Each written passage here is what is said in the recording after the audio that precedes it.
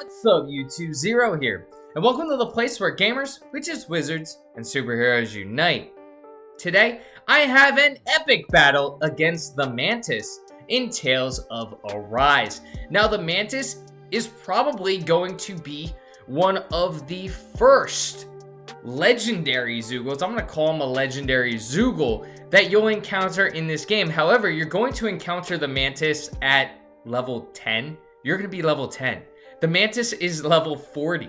This is one of the first side quests in the game you're going to get, but you're not going to be able to take this side quest on as soon as you get it. You're going to have to build up levels, you're going to have to progress through the story, and eventually you're going to be strong enough to take on the Mantis in, of course, one of the first side quests you get in Tales of Arise. Now, in this video, you're going to see the epic battle against the Mantis, and I'm going to give you some tips and tricks how to more easily defeat the Mantis. You're also going to see some Dohalim gameplay because I absolutely love playing as Dohalim, one of my favorite playable characters. But before I get into it, I do want to say if you do enjoy this video, feel free to give it a thumbs up and hit that subscribe button for more Tales of Arise content. I do a bunch of other video game videos and mystery box unboxing videos, so feel free to check those out as well. Without further ado, we almost have a quarter of this Mantis health gone. Let's get into the battle. The first tip to note: the Mantis is weak to wind type arts and resistant against earth type arts. You're gonna wanna try and focus on its weak point, which is one of its legs. You can see it in the clip. Focus on the leg so you can deal that extra damage to its weak point, but focus on doing wind type arts. You can see every chance I get, I use Crescent Flash for Dohalim, which is an epic wind type move that Dohalim has. He twirls his rod around in a circular motion, and it is absolutely fantastic, not just from a move perspective, getting a ton of hits off, but just because it looks fantastic on the screen. I absolutely love Crescent Flash, an amazing move to have. Now, Alphin's boost attack does stop the Mantis dead in its tracks. Another very powerful move that the Mantis has is its charge. So try and make sure you hold Kisara's boost attack for when the Mantis does decide to charge, because it's fast. You're not going to be able to run away from the charge. If you don't have Kisara in order to stop the Mantis from charging, you're going to have to perfect dodge out of the way. So if you're not good at dodging, make sure you keep Kisara's boost type charge for when the Mantis does decide to charge. It has a lot of close range moves that you're going to have to be aware of if you decide to be one of those close range characters. Now, I choose Dohalim because he is more of a longer range type character. Actually, Dohalim is versatile. You could do either long range combat or close range combat, which is one of the reasons why I love playing as Dohalim. But some of its close type moves can be insanely powerful, and you want to be aware of those close type moves. So it does do a claw swipe that you're going to have to be aware of.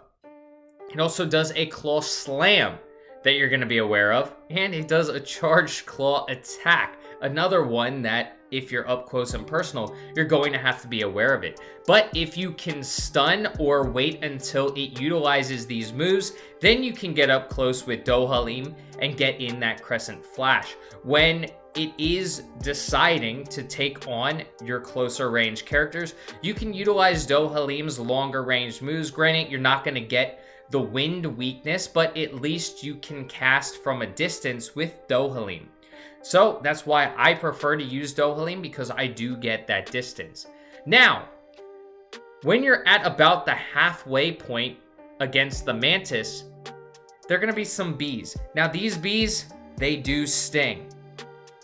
I would recommend taking them out as soon as they pop up, because they can deal damage and whittle down your party. Now, I was reading a guide for this Mantis battle, and I found it just utterly hilarious.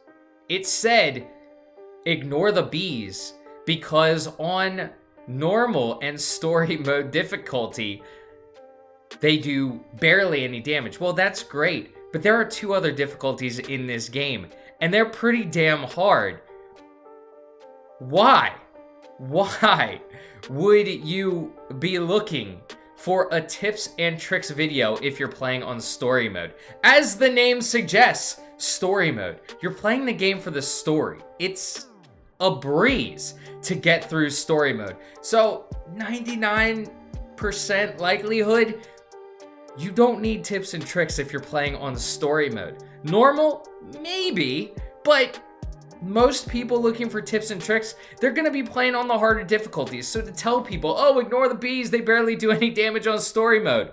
What? Are you kidding me? I am on one of the harder difficulties, and I'm telling you, take out those bees because they can do a decent amount of damage if you ignore them. So take out the bees once they pop up. It's not insanely hard to take them out once you're able to get your team focused on them, and then you can focus on finishing off the Mantis. The Mantis is a powerful character. You don't want other sources whittling down your team's health. The Mantis has a lot of different moves up its sleeves that you want to be aware of, and you don't want these bees just poking you until your team eventually goes down from the excess damage you're taking from those annoying bees. You can see right there, I went down and the bees weren't even around. I took out the bees already. So what's gonna have to happen? Thank you, Xion, for reviving me. I do love having Xion in the party, AI controlled, because she is my healer. Dohalim's my backup healer, so I do have resurrection on him if Xion ever goes down, so that's always nice to have the backup healer. But I have Xion in my party so she can help revive, so I don't have to pay attention to that, although I will use Dohalim every once in a while to revive characters when needed. Now, closer towards the end of this battle, my team does go down, and because this is a side quest boss, I don't want to use a lot of my items. Do I use a couple? Absolutely, but I don't want to use a lot. So closer to the end of the battle, my team goes down and just say, let me get some distance between myself and this Mantis and just figure out how to take it out on my own. But you have to be aware of the charge. The charge is going to hit like a brick wall. If you've ever run into a brick wall, not saying that I have, all right, sometimes as a kid, you're not paying attention. Anyway, if you run into a brick wall, you know how hard a brick wall hits. That's what this Mantis does when it's charging.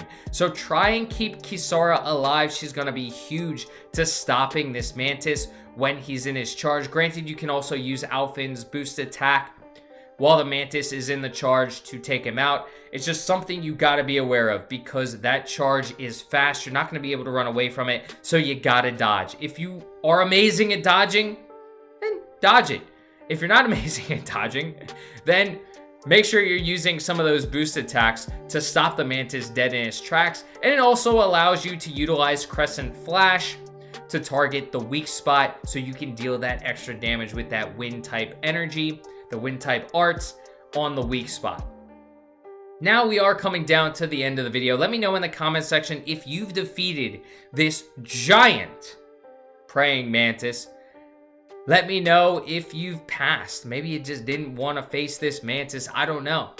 But we are coming down to the end of the video. I hope you have a great rest of your day. And until next time, peace.